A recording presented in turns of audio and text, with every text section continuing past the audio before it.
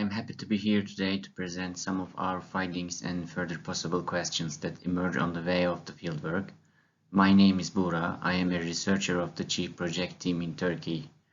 Okay, now I'm starting the presentation. We choose two different heritage sites in Istanbul for the second phase of the qualitative research in heritage sites. We grouped these sites as the formal and informal ones. Today, I want to discuss more the informal site. The informal one, which was chosen for the fieldwork, was a park in Istanbul. Let me present the historical, geographical, and sociopolitical meanings and the importance of this place briefly. The park was planned and built during the early Republican era of the Turkish state. A famous and one of the leading urban planners and an architect, Henry Prost, was assigned as the architect of the Istanbul Master Plan. He served as almost unquestionable chief of the project between 1936 and 1951.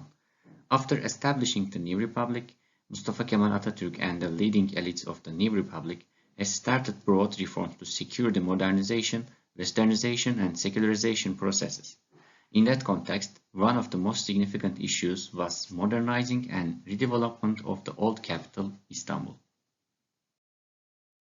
In that context, Prost planned two large modern city parks for the new Istanbul, while demolishing many historical buildings and destroying the city's heritage to create more space for the new transportation infrastructures, industrial and residential zones, and squares.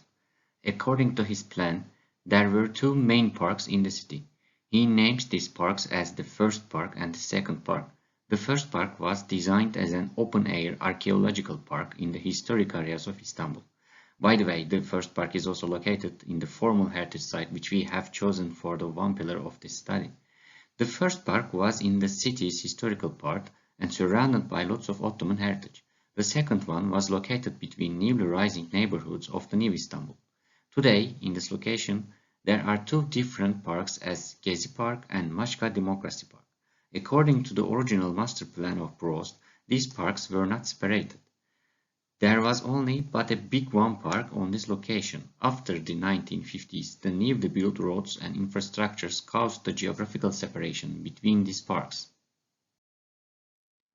Henry Prost ordered to demolish an Ottoman barracks to build the second park. This information seems to are unnecessary detail at first glance. However, in 2013, Prime Minister Erdogan proposed a new plan for Gezi Park, and his program consisted of demolishing the Gezi Park. Moreover, his main supportive argument for this demolition was razing the old Ottoman barracks building. In 2013, the Gezi protests was started after the first attempt to demolish it, and the government responded with police brutality to these protests. The central location of the demonstrations was Gezi Park and Taksim Square. This was not a strange thing for who knows the Turkish politics and the history of the social movements of the country. The Taksim Square was a very prominent and memorial-loaded place for most of the opposition movements in Turkey, especially for the social movements. During these protests, the protesters used unique artistic and aesthetic ways of protesting. In addition to that, they were organized horizontally and founded democratic park forums to discuss the situation periodically and decide their next moves. After the end of the protests, these park forums continued and descended into the future as a new way to participate in the country's public, political, and cultural life for a while. The forum in the Maçka Democracy Park is one of the well-known and significant ones among them. However, these park forums faded out in the long run, but at the same time, young people had already been regular participants of them. They have used these parks for their political gatherings, artistic and cultural performances, and sports events. We choose the Maçka Democracy Park as the informal cultural heritage site for the field study of the project after several preliminary visits to different possible locations in Istanbul. The first phase of the participant observation was completed between May 2019 and February 2020. We conducted the focus group meetings and walking interviews in September 2020. We grouped a team to conduct interviews and participant observation. The team consisted of 10 people in total, 9 of the Department of Sociology graduates or current students. We then conducted interviews in 2 weeks in September, and the transcription of these interviews was completed in the middle of October. At the same time, the research group continued participant observation throughout September. Also, we visited the fieldwork sites 10 different times between June and September 2019. Following this, we continued the fieldwork as a participant observer at various times between October 2019 and February 2020. After this first phase of the participant observation process, we visited these sites in April 2020. When several new rules were enacted due to the pandemic, we continued visits in August 2020. Our main sampling methods were sweeping space and snowball sampling altogether. The interviews were semi-structured. We did 4 focus group meetings and 6 in-depth interviews with the young participants. Some of the featured themes and the findings. In the focus group meetings, one of the main themes about the park was its inclusive state. In all of the sessions, participants proposed that you can be a participant in this park without any hesitation about your identity, preferences, and look. Of course, there are several problems and conflicts. However, most of the participants declared that they could try hard to prevent other people and the way of life in this park if a problem occurs according to someone's identity and look. 2 of the participants said they spent their time mostly in this park to meet new people who do not have similar social, economic backgrounds and identities. Most of the participants who are conservative Muslims or come from traditional Muslim families declared that the park is a safe place to spend their time with their friends who do not come from similar families or do not have similar religious identities. One of the participants said that she doesn't prefer alcoholic beverages because of her religious beliefs. Still, she can spend time with her friends who prefer to drink alcoholics in the park. She stated that this type of friend group gets unnecessary attention if they choose to meet in Istanbul's restaurants, cafes, or bars.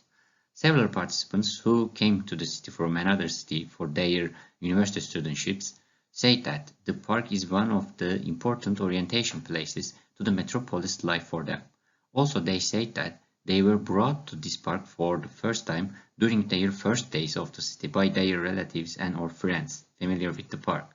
LGBT plus participants of the study say that they feel comfortable themselves in the park while not most public places in the city.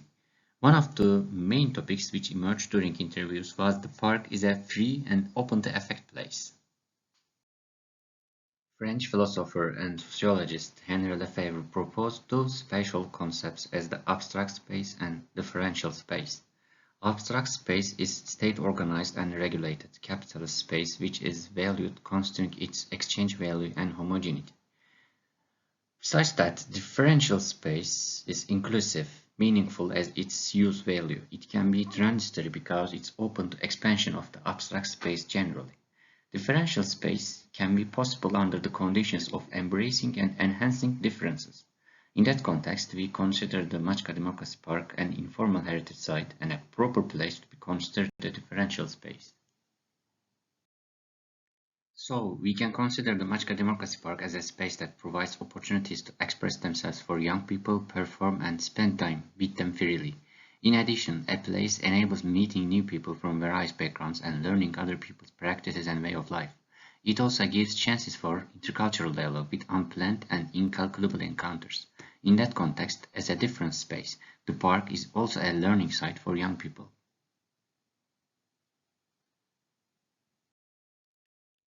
Thank you for listening. I would like to special thanks to Professor Yıldırım Şentürk. He was supportive and helpful during this study.